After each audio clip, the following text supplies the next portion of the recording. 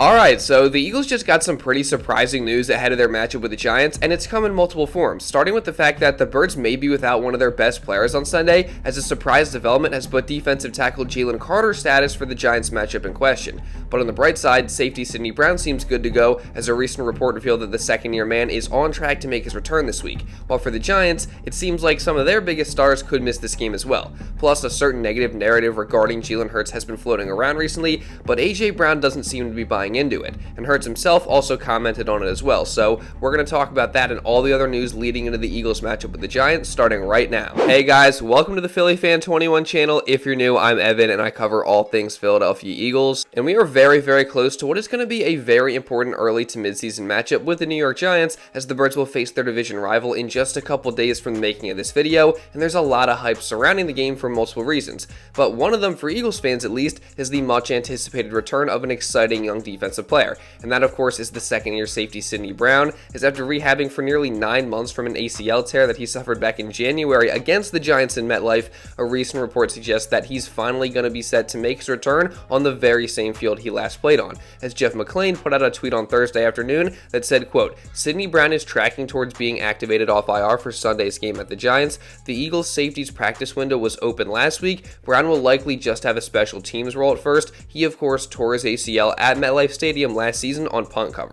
So obviously that is fantastic news, as it has certainly been a long and hard road back for Sid, and it really just sucks that he had to be out for this long and he just had to deal with this type of setback, because in his rookie year he showed a lot of promise as he provided a jolt of energy to the defense with his physicality and the speed at which he played the game, and of course he also made several impressive plays. So I definitely think now that he's coming back, he can eventually be a solid contributor for this defense in some sort of unique role. Now, as McLean said, that probably won't be right away, and he'll most likely just start out on special teams as he continues to ramp back up and get acclimated to the defense, but still, it's definitely good to get him back out there and get him playing some live tackle football for the first time in almost a year, and fingers crossed that the MetLife turf is kinder to him this time around. And really, that last statement about the turf applies to the whole team, as we know that the MetLife turf is notorious for causing injuries, and last time the Eagles played there, it did a number on them. So again, hopefully they're all able to stay healthy and the turf doesn't take anyone out. And I'm sure the bad field quality is one of the main reasons why former New York Jet Mekhi Becton isn't exactly thrilled to return to MetLife, as ahead of the matchup with the Giants, he trashed the stadium saying, quote, "I don't want to play in that blank stadium. Everything is just bad about that stadium." And I mean, can you blame him? Because even if you're a Giants or a Jets fan, I feel like it's kind of hard to argue with that. Now, of course, another Eagle who's also returning to MetLife is Saquon Barkley, as the former Giant is set to play in his first game against his former team as a member of the Eagles, and a game that I'm sure means just a little bit extra to him. Now, yesterday, I really dove into this storyline as Saquon actually just spoke ahead of the matchup, and he kind of just talked about his mentality and approach leading into this game, and while many of the fans are talking about this being a revenge game and whatnot, Saquon made sure to make it clear that while this game probably does mean something special to him, he's also just making sure to stay locked in and keep the main thing, which I personally loved, and it sounded very similar to how Barkley's current teammate A.J. Brown approached his revenge game against the Titans just a couple years ago, as he also stressed staying locked in for that one, but later, after the game, he did reveal that it meant a little extra to him, and if you guys remember, A.J. took it to the Titans in that one, so hopefully Saquon is able to do the same this Sunday. And ahead of the matchup, A.J. actually got the chance to speak on Saquon and how he's handling the situation this week, and what he said was pretty interesting. I think he's handling it the best way he can. You know, of course, I think the beast will probably be let out on Sunday, but he's doing a great job keeping it one day at a time, and he's just doing what he regularly does, and I just coming to work, doing the little things, and so. How hard is it to treat that kind of week like any other week?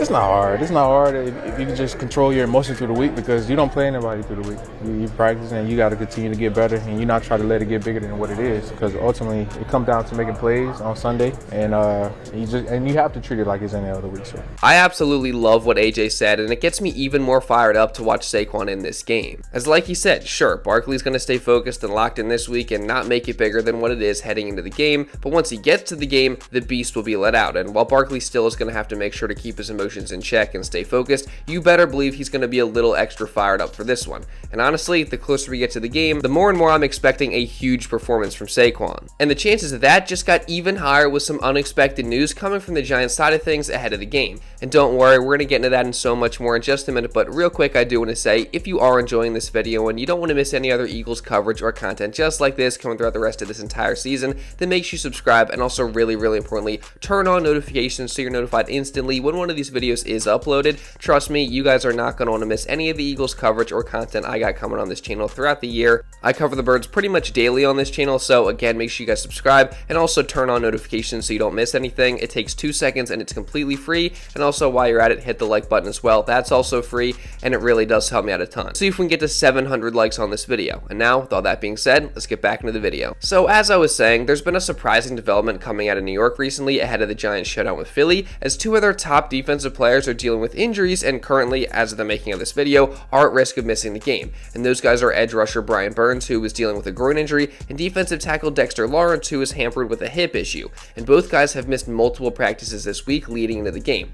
And obviously, I don't really got to go into just how important those 2 guys are for the Giants defense, and specifically their pass rush and run defense. And not having them would really hurt the Giants' chances in this one. As of course, like I was just talking about, Saquon's ready to unleash the beast in this game, and if the Giants don't have big number 97 in the middle, that only increases his chances of having a huge day on the ground. And then to add on to that, the Giants' biggest strength this season has been rushing the passer, as they lead the league in sacks so far, but not having what's probably their top 2 guys would surely be a big hit to that aspect of their team. And it would only make things easier on Jalen Hurts and a somewhat injured Eagles offensive line. And speaking of Jalen Hurts, I really do think that this game is going to be a big opportunity for him, as last week against the Browns, things were starting to trend in the right direction as he made really smart decisions all game long. He was accurate with his throws, he was taking what the defense was giving him, and most important of all, he did not turn the football over or even put it in harm's way for the first time in a long time. And overall, Hurts had what was definitely his best game of the season, so this is surely something that he's going to want to build on moving forward in this game against the Giants, and their potentially weakened pass rush is obviously a huge opportunity to do that. So hopefully he comes out in this one, has a great game, and continues to build some momentum. And something that he can do that I think all Eagles fans would love to see a little bit more of is throwing the ball over the middle of the field, as there's been this narrative out there that really has been the talk of the town this week specifically, that Jalen Hurts is not good at or doesn't like throwing the football over the middle of the field, and he hasn't his entire career.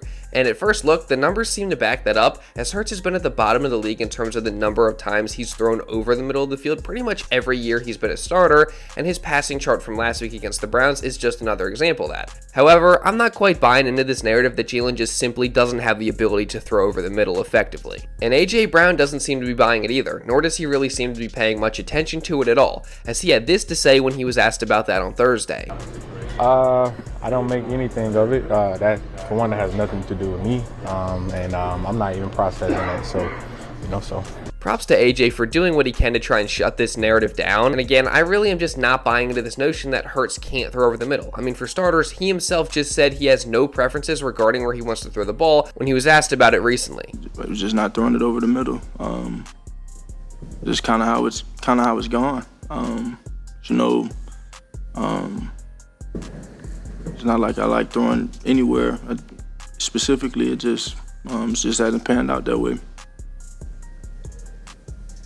MetLife has been kind of... Answer your question? I think so. I mean, so it's not a preference thing.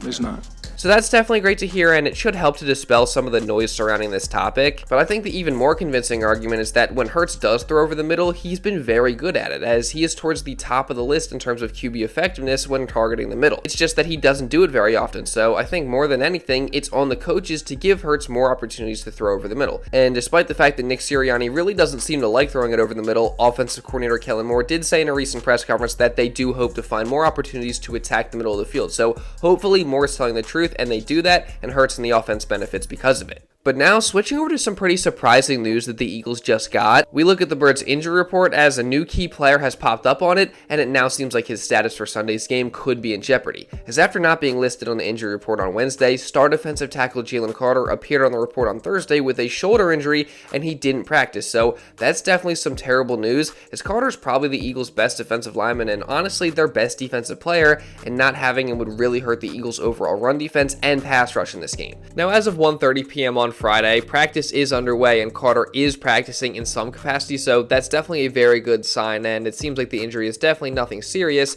and the fact that he is out there makes it seem like there is a solid chance that Carter could play on Sunday, but we will get a much better idea when the final injury report is released later today. Now, if I had to bet, I think Carter is probably going to be listed as questionable, but we'll see what happens later again, and obviously, I'm just hoping for the best and that Carter will play. But even with this somewhat concerning news, I'm still feeling pretty good about this game just a couple days away from it. And I think the Eagles are going to start to build some momentum after the win last week, and my prediction is that they'll get another win against their divisional opponent in the Giants by a score of 27-14. But that being said, what do you guys think? Give me all your score predictions down in the comments below. And also, while you're at it, make sure you subscribe and also really importantly, turn on notifications so you're notified instantly when one of these videos is uploaded moving forward. And also, again, drop a like down below because that really does help me out a ton. Again, let's see if we can get to 700 likes on this video. And if you want to watch another Eagles video going over some news from earlier in the week, you can check this out right here. And now with all that being said, that's pretty much all I got for this one, guys. So thank you all so much for watching, and I'll see you in the next video.